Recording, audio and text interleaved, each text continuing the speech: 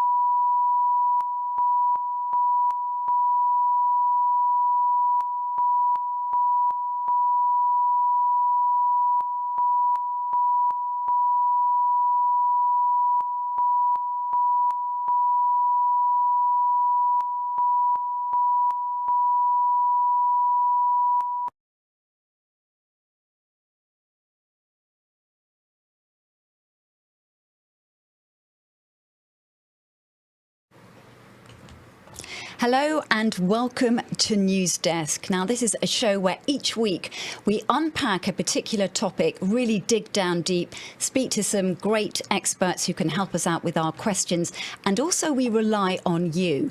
My name is Alex Forrest-Whiting. And I'm Stacey Bivens, and you guys really do drive the show with your comments and with your questions. So please comment on each other, have a conversation, and then write to us, and we can put your questions to our really powerful guests. I think they'd love to be called powerful. They are. I think they are. Anyway, this week we're looking at the war in Ukraine and we're asking, how is it changing the world? It's 6 months, actually, since Russia invaded Ukraine. And Ukraine itself is on high alert at the moment ahead of its Independence Day, with many fears that there may well be more military attacks from Russia over the next few days. The war itself, though, appears to be sort of stalling. There don't seem to be any clear winners at the moment. And I think it's fair to say that it has been rather frustrating for Moscow in particular when we're looking at one region, Crimea. Now, to explain a bit more, we've got a short video that was produced last week that we can watch now.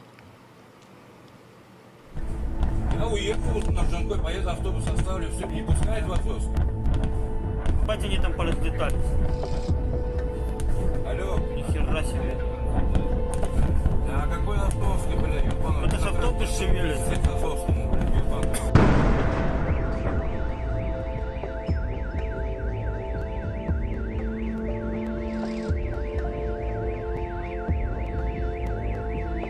Вот вам и безопасность.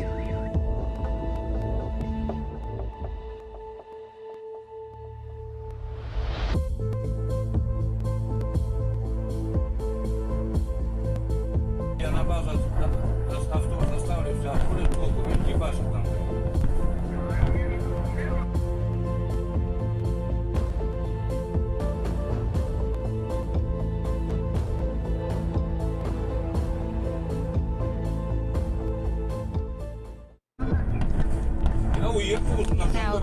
Now, from that video, it's obviously there have been some more attacks or some incidents that have certainly happened over the past few days as well. We may talk about that a bit later, but that just sort of sets the scene for some of what we will be talking about.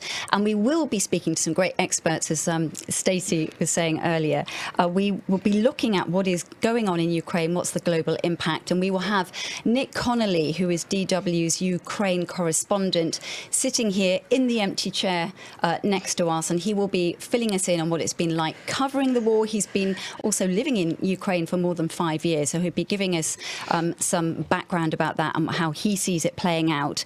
We're also going to have a chat to a military and conflict expert who's got some interesting views. He thinks, for example, that this whole war has weakened Russia's global influence. So we'll be talking to him about that, who he thinks may well be benefiting from that if that is the case, and also looking at other countries and organisations such as NATO. And finally, we will be speaking to a cyber security expert who will be unpacking that whole cyber war and which side Russia, Ukraine and the other players have been doing well, are doing well, have not perhaps done as well as they should have done or were expected. So lots to unpack. Do stay with us for the whole show. And we have help to help us unpack all of this. We have our brain trust here. Let's start with our editor, Dustin Himmerlein. Hello, everybody. The man with the curls. Well, thank you. I love it. And we have our engineer, Felix Fiedler. And we have our desk reporter, Hannah Costigan. Hi, everyone. Nice to be here. Hannah, we had got some comments earlier on, and so I wanted to put something to you. Okay. So Cornabod says, I love how the West blames others for their own sanctions backfiring. That's kind of spicy. Are they backfiring, and who's blaming who? Well, I guess the question here is, are sanctions actually working? And that's something that comes up a lot. So thanks for giving us the opportunity to talk about that.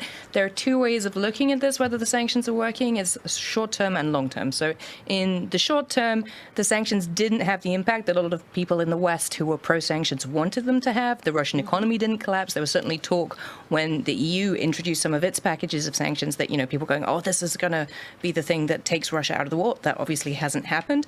The International Monetary Fund, which is the UN body that coordinates international economic cooperation, they're predicting that the Russian economy will shrink by 6% this year. Now, some economists had predicted it would be up to 10%, so it's nowhere near what some people had thought might happen. And of course, the elephant in the room is that the EU in particular is still importing a lot of Russian oil and gas, and there's been criticism on that because people were saying, well, if you just cut sort of how much of that you were buying, that would have had a much bigger impact than the sanctions that were implemented. And obviously, the EU has only said it will phase out how much Russian oil and gas it uses, and that gives Russia the chance to find alternative buyers for those products. And it also gives Russia the chance to use it as leverage over the EU, which we have, of course, seen them doing.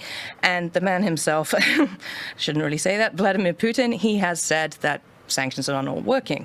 Yeah, but he's going to say that. That's the propaganda. Well, yes, he would say that, but I can also tell the viewers today that, statistics put out by the Russian state statistics agency, so these are their own numbers, are saying that in car manufacturing and associated industries, in the first 6 months of this year versus the first 6 months of last year, that industry is 60% the size of what it was. Wow. And so you're seeing Russian car manufacturers putting out cars that don't have airbags, that don't have anti-lock braking systems, that don't have air conditioning. And that's because they're not able to get the raw materials they need because of the sanctions to make these parts for those cars. And, some of those aircon are nice to have. You could cope in a car, I think, with just the windows down. Yeah. But without airbags, I mean, I don't see in any way that that's a good thing. So I think you're being overly cautious. Who needs an airbag? Who needs an airbag? So a lot of economists are saying that, in the short term, the sanctions didn't have the effect that a lot of people were predicting, but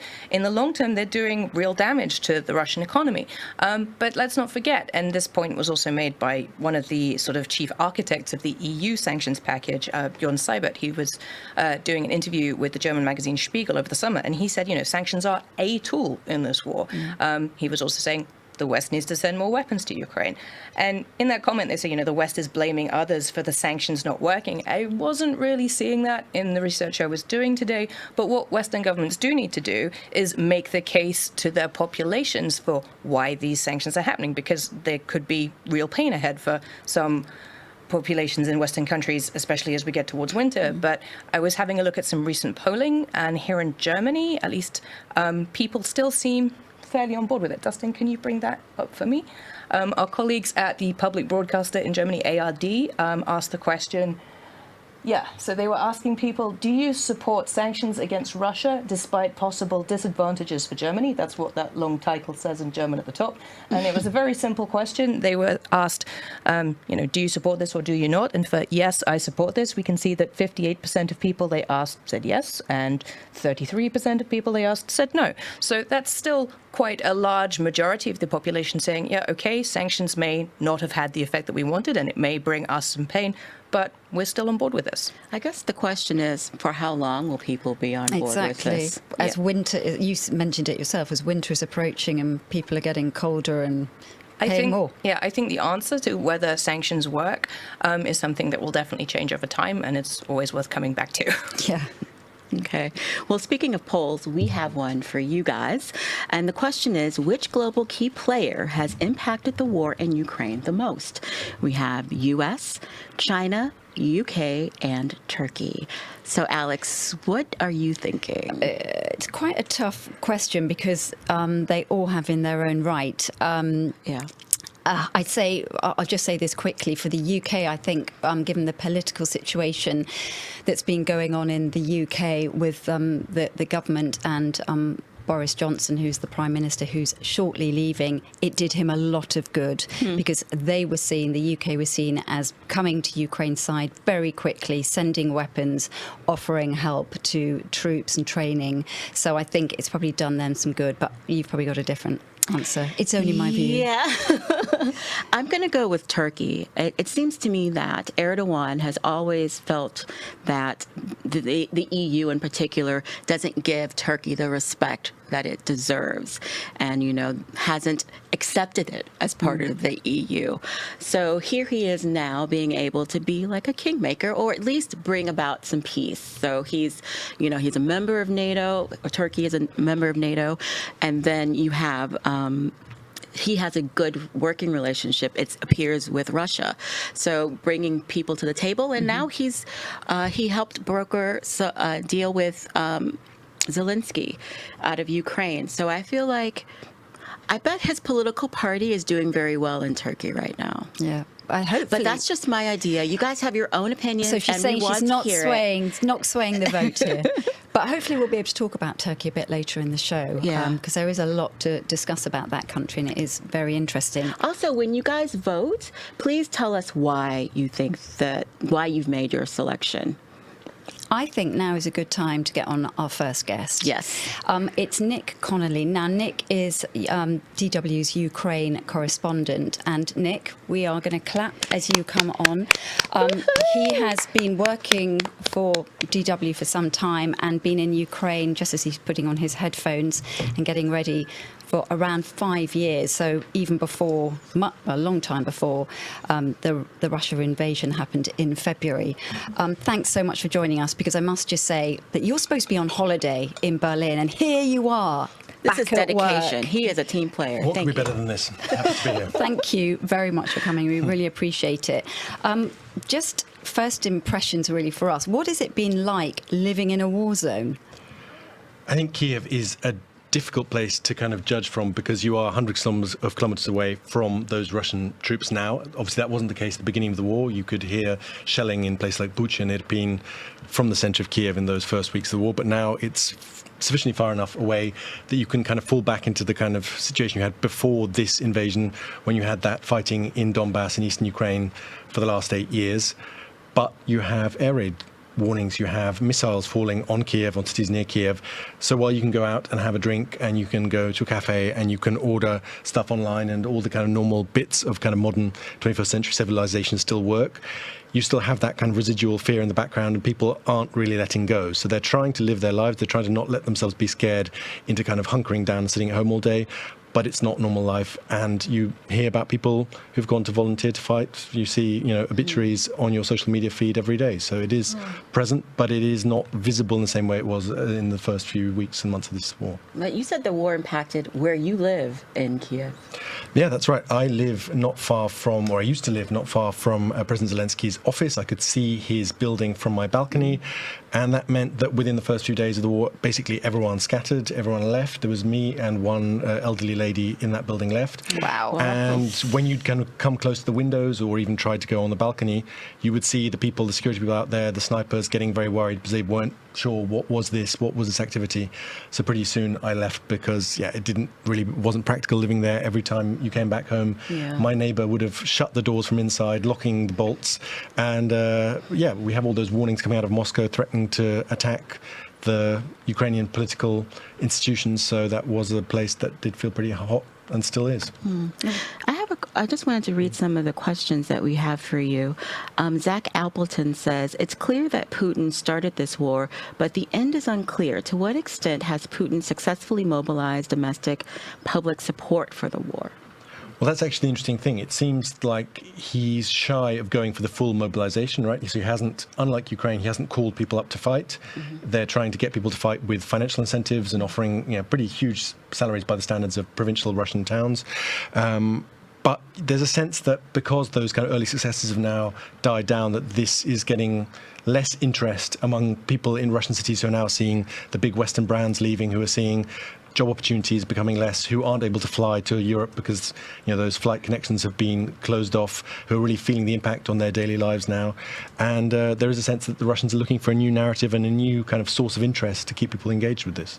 And just picking up on that, talking about Moscow, we've had this car attack and the killing of Putin's guru, I think we call him, his daughter. Can you just fill us in a bit about that? Because there have been claims by the FSB, by the Russia sort of secret service, that this is all Ukraine's fault. I think we might even have some footage that we can show of the funeral that's been taking place. But can you just fill us in, give us names? Alexander Dugin, I know, is the father. He kind of sells himself as being a philosopher. He's a kind of political thinker, someone who was pretty marginal even. That's him here now. With the beard, but up till sort of 10 years ago, he was kind of on the marginal fringe of kind of right-wing, extreme right-wing nationalist thought, and now his kind of ideas have become pretty mainstream in Russia since then, especially since this war began. He's someone who I think has inspired a lot of kind of policymakers without being a kind of political figure in his own right. He's not someone who, goes to the Kremlin every day, but he kind of has created an environment that has allowed this war to happen and that has allowed lots of policymakers to kind of take stuff from his kind of playbook. Right now, I think it's a bit early to say, who was behind this. There are millions of versions kind of swirling around. The Russian state media definitely pointing the finger at Ukraine, saying this was a Ukrainian agent, releasing pictures of the woman they say who did this, who even supposedly moved into the same apartment block as Dugin's daughter was living in with her daughter, entered Russia in a Mini with Donetsk plates and then exited Russia for Estonia, having changed the number plates to Ukrainian plates. It all sounds pretty far-fetched for now. Very elaborate. Very elaborate and very high risk. And right now, at least the kind of liberal independent media in Russia, they seem more convinced that this is some kind of power struggle within Russia and less, a Ukrainian operation. It's not really clear what's in it for the Ukrainians apart from showing that they could attack people in Moscow. But it's definitely really brought the attention of people in Russia maybe who were zoning out, who were focusing on their summer holidays back to this conflict. And it's put Ukraine on edge, particularly ahead of this Independence Day, where they're going to be celebrating, 31 years of independence. Well, exactly. I mean, I was actually at the 30th kind of anniversary bash, which was a kind of huge parade last summer. And since then, Ukraine has basically been fighting for its survival. And, in the early weeks of the war, lots of people, especially in the West, were convinced that there might not be a further national day, that might be the end of Ukraine in its independent form.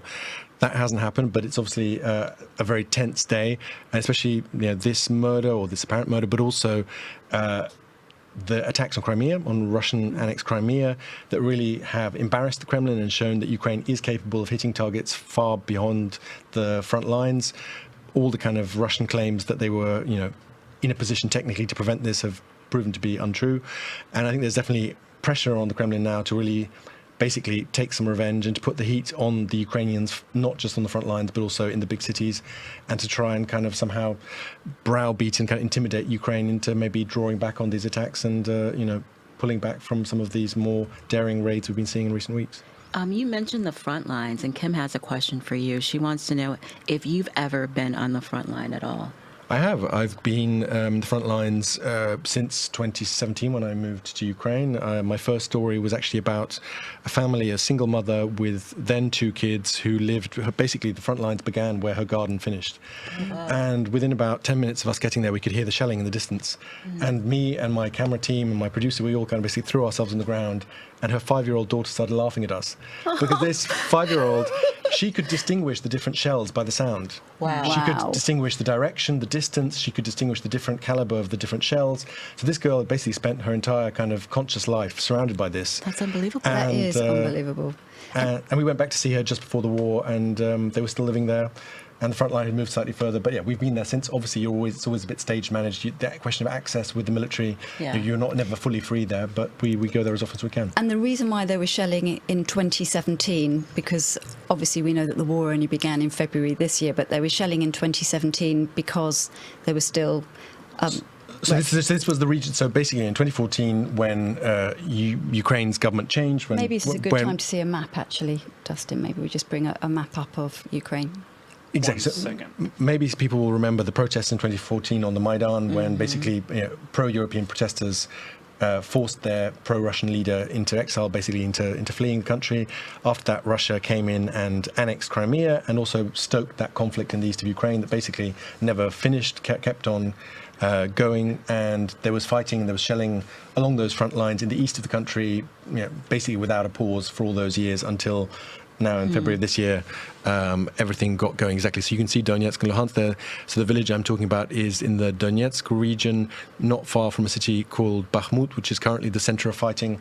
And it's kind of extraordinary how on the one hand people had got so used to it and kind of had accommodated themselves and kind of had routines about, what do we do if we hear machine gun fire? What do we hear if we hear an artillery shell? The kids... And as normal as it seemed for them, when I went back to see them just before this war started, it turned out that their next-door neighbour, an old elderly lady who I'd also interviewed, she'd just been killed the year before in the summer while working on her vegetable plot. She just was out on a morning, it was a summer morning, 6 a.m, doing her vegetables, and a bit of shrapnel had taken her life, while this family had decided that this was the least bad option they had open to them and were staying there. So that was the situation then. Now it's obviously a lot more difficult because the fighting is a lot more intense, so access is a lot more restricted, and you always obviously worry that you're being shown what they want you to see. And we're always, unfortunately, on the Ukrainian side, because obviously the Russian side is not going to let Western journalists like us in. No. So we're always on one side of the front line, but we try our best to put it into context and to kind of understand what it is we're being shown. And talking of the front line, we've actually got a hold of some of your camera roll from your smartphone. I feel a bit bad about this. I don't really feel that bad. But it's being, I think Dustin again will bring up your camera roll and we can see some of it. But it's quite, look, there we go. I mean, you've just got, these are just your photos. These are just photos that you've taken. And I mean, so much devastation. And only one selfie. And only one selfie, yeah. But if we just go up a bit. He's a humble man, just one selfie.